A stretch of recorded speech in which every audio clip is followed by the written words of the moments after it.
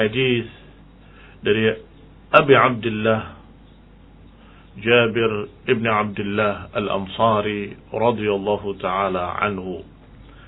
Kata beliau, wa an Abi Abdullah Jabir ibn Abdullah al-Ansari radhiyallahu ta'ala anhuma qala kunna ma'an nabiyyi sallallahu alayhi wa ala alihi wa sallam fi ghazatin faqala inna bil madinati larijalan ma sirtum masiran wa la qata'tum wadiyan إلا كانوا معكم حبسهم المرض وفي رواية إلا شركوكم في الأجر رواه مسلم.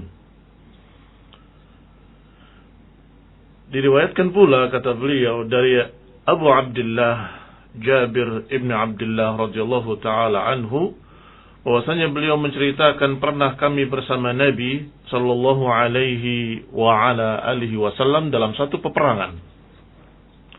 Kemudian beliau berkata sallallahu alaihi wa ala alihi wasallam, "Inna bil madinati la rijalan ma sirtum masiran wa la qata'tum wadiyan illa kanu ma'akum."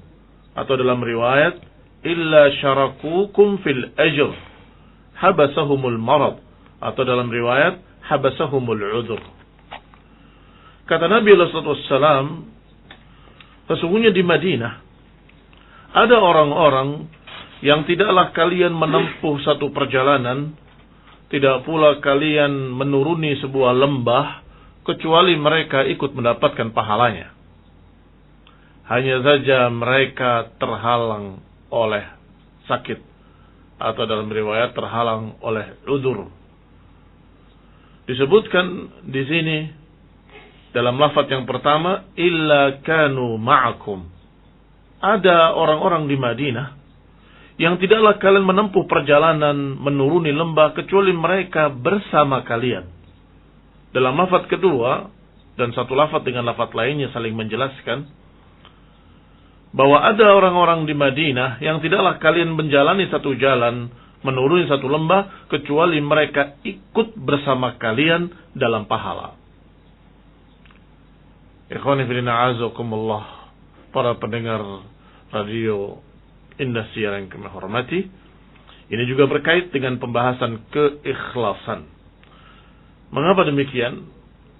Karena mereka di Madinah tidak ikut dalam peperangan, tetapi mereka ikut mendapatkan pahalanya. Mereka di Madinah, sampai-sampai dalam riwayat yang pernah saya baca, para sahabat terheran-heran, "Ya Rasulullah, wahum bil Madinah?" Ya Rasulullah, padahal mereka di Madinah, tetapi mereka ikut mendapatkan pahala seperti kita mendapatkan pahala. Tentunya yang namanya perjuangan jihad, mereka menjalani satu perjalanan yang melelahkan. Mereka akan menaiki bukit, mereka akan menuruni lembah. Setelah itu bertemu musuh, akan bertarung, bersabung nyawa. Berat sekali. Tetapi ternyata ada orang-orang di Madinah, dalam keadaan mereka masih di Madinah, tetapi mereka ikut mendapatkan pahalanya. Pahala perjalanan yang melelahkan tadi, pahala menaiki bukit, pahala menuruni lembah, pahala dalam perjuangannya. Masya Allah.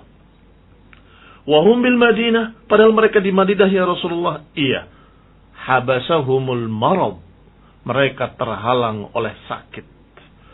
Tapi pertanyaannya yang mungkin muncul di benak kita, kok bisa mereka tidak berbuat apa-apa tapi mendapatkan pahala seperti para mujahidin yang berat, menempuh satu perjalanan berat, menaiki bukit, menuruni lembah? Maka jawabannya adalah yang sudah kita bahas kemarin, karena Imam Nawawi rahimahullah memasukkan hadis ini dalam bab al-ikhlas wa ihdharun niyah, karena memang perbedaannya hanya niat. Karena mereka memiliki niat, mereka ingin berangkat jihad, mereka ingin mendapatkan pahala jihad, tetapi mereka tidak bisa berangkat. Para sahabat radhiyallahu alaihim majma'in adalah orang-orang yang semangat dan berlomba-lomba untuk meraih pahala. Dan mereka adalah orang-orang yang dikatakan sabiqun bil khairati biidznillah. Mereka orang yang berlomba-lomba dengan kebaikan dengan izin Allah. Sehingga ketika ada perjalanan atau ada jihad, mereka akan berlomba-lomba ingin ikut. Tetapi Nabi menyatakan, kamu karena cacat tidak boleh ikut. Ya Rasulullah, aku ingin bertempur melawan musuh dan aku ingin mendapatkan pahala jihad. Jangan, engkau tidak bisa berangkat. Mereka dalam keadaan sedih, tidak bisa berangkat jihad. Orang-orang seperti inilah yang mendapatkan pahala seperti pahala orang-orang yang berangkat jihad. Mengapa? An-niyah. Apa potongan hadis yang sudah kita bahas kemarin? Walikulli imri'in ma nawa. Setiap orang akan mendapatkan apa yang diniatkannya. Mereka niat ingin berangkat. Bahkan sungguh-sungguh dari hatinya. Dan Allah tahu. Hati-hati mereka sangat semangat ingin berangkat jihad. Tetapi yang satu kata Nabi, jangan. Engkau memiliki cacat. Yang satu dikatakan jangan. Engkau dalam keadaan buta. Satu lagi ingin berangkat, kata Nabi, engkau aku tugaskan untuk menjaga di Madinah. Orang tadi menjawab, ya Rasulullah, apakah kau tinggalkan aku dengan wanita dan orang-orang tua dan anak-anak? Aku orang yang kuat, aku bisa berangkat jihad. Apakah engkau tinggalkan aku bersama para wanita, orang-orang tua dan anak-anak? Kata Nabi SAW kepadanya, apakah engkau ingin memiliki kedudukan seperti kedudukannya Harun pada Musa? Tetapi tidak ada Nabi setelahku. Disebutkan dalam hadis tersebut bahwasanya orang tadi kedudukannya seperti Harun kepada Musa. Artinya ketika Musa dipanggil oleh Allah Subhanahu wa taala ke Bukit Tursina, maka Nabi berpesan kepada Harun, engkau aku tugaskan untuk menjaga dan membimbing mereka-mereka yang ditinggal olehku. Maka demikian pula sahabat tadi, kata Nabi, engkau aku tugaskan di sini berjaga-jaga, yakni menjaga para wanita dan anak-anak. Orang seperti inilah yang akan mendapatkan pahala sama dengan pahala orang yang berangkat jihad. Orang yang berangkat berperang. Hadis ini diriwayatkan oleh Muslim. Disebutkan dalam Bukhari, hadis dari Anas radhiyallahu taala anhu, dibawakan pula di sini oleh Imam Nawawi rahimahullah, qala raja'na min ghazwati Tabuk ma'a an-nabiy sallallahu alaihi wa ala alihi wasallam faqala inna aqwaman khalfana bil Madinah ma salakna syi'ban wala wadiyan illa wa hum ma'ana habasahumul 'udhru. Dalam riwayat Bukhari dari Anas radhiyallahu taala anhu menceritakan bahwa ketika kami pulang dari perang Tabuk bersama Nabi sallallahu alaihi wa ala alihi wasallam, maka Nabi bersabda, sesungguhnya ada beberapa kaum di belakang kita, maksudnya di Madinah, tidak ikut berperang, tetapi masalakna syi'ban wala wadiyan illa wahum ma'ana. Tetapi mereka, tidaklah kita menjalani satu celah-celah bukit atau di antara dua bukit, tidak pula kita menuruni lembah kecuali mereka bersama kita. Artinya bersama kita, mereka seperti kita pahalanya. Habasahumul 'udhru. Mereka terhalang oleh udzur. Ikhwani fillah a'azakumullah, kaum muslimin yang saya hormati, para pendengar radio Indosiar yang saya hormati. Ini menunjukkan bahwa niat itu amruha azim. Niat itu kedudukannya sangat besar. Ketika seorang biasa salat ke masjid, kemudian kali itu dia akan berangkat ke masjid terhalang oleh hujan, hujan. Maka dia tetap mendapatkan pahala ke masjid. Mengapa? Karena dia orang yang memiliki niat yang sungguh-sungguh ingin ke masjid. Habasahumul 'udhr. Apalagi kalau dia terhalangnya oleh perkara yang memang ditugaskan oleh penguasa atau ditugaskan oleh pimpinannya, penguasanya, yang dia harus kerjakan. Barakallahu fikum. Maka dia terhalang oleh udzur. Kaum muslimin rahimani wa rahimakumullah.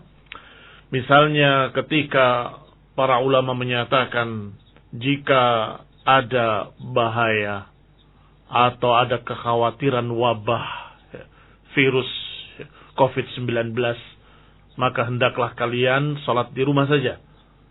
Karena kalau kalian berkumpul di masjid, khawatir akan memudahkan penyebaran virus. Maka kita taati penguasa, kita taati fatwa ulama, dan kita salat di rumah. Tentunya sebagai seorang muslim shadiq, muslim yang jujur dan beriman, pasti akan sedih salat di rumah. Itu wajar. Tetapi ingatlah bahwa kalau engkau mengerjakannya karena taat pada Allah, mentaati para ulama, mentaati para penguasanya, dan karena ada udzur yang memang sudah muttafaq alaih artinya sepakat semua pihak, kecuali orang-orang yang melihat, yang mendustakan kenyataan, yang tidak percaya dengan sesuatu yang nyata di hadapannya. Itu orang-orang yang aneh, kita tidak bahas.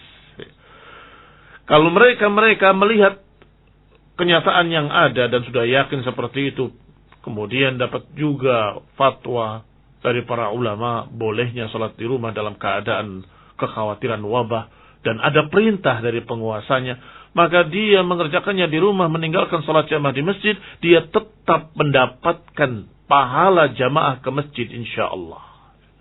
Bahkan plus. Mengapa plus? Dia mendapatkan niatnya, walikulli imri'in ma nawa, karena dia berniat untuk pergi ke masjid tetapi terhalang udzur, maka dia mendapatkan pahala jamaah ke masjid karena ada niat ingin berangkat ke masjid. Yang kedua, mendapatkan pahala mentaati penguasa. Yang ketiga, mendapatkan pahala mengikuti fatwa ulama. Yang keempat, mendapatkan pahala pula. Apa itu? Pahala karena kita tidak membantu penyebaran virus kepada kaum muslimin. Kita khawatir jangan-jangan kita, walaupun dalam keadaan terlihat sehat, ternyata di badan kita, di rambut kita, atau di tubuh kita ada sesuatu yang berbahaya. Kita tidak tahu. Kita semangat ke masjid, ternyata engkau menulari orang satu masjid. Naudzubillah min dzalik. Maka ketika engkau mentaati perintah penguasa, engkau menerima fatwa ulama, engkau salat di rumah, berarti engkau memiliki pahala lain, yaitu menyelamatkan kaum muslimin dan membantu cepatnya hilangnya wabah, membantu mencegah tersebarnya wabah tadi lebih luas. Wallahu ta'ala a'lam. Kembali kepada pembahasan inti, bahwasanya dua hadis ini, satu riwayat Muslim, satu riwayat Bukhari, kedua-duanya menceritakan bahwa siapa-siapa yang tidak bisa berangkat jihad fisabilillah karena ada udzur, padahal sangat ingin, maka dia mendapatkan pahala jihad tersebut walaupun tidak berangkat. Wallahu ta'ala a'lam bis-shawab. Subhanakallahumma bihamdika asyhadu an la ilaha illa anta astaghfiruka wa atubu ilaik.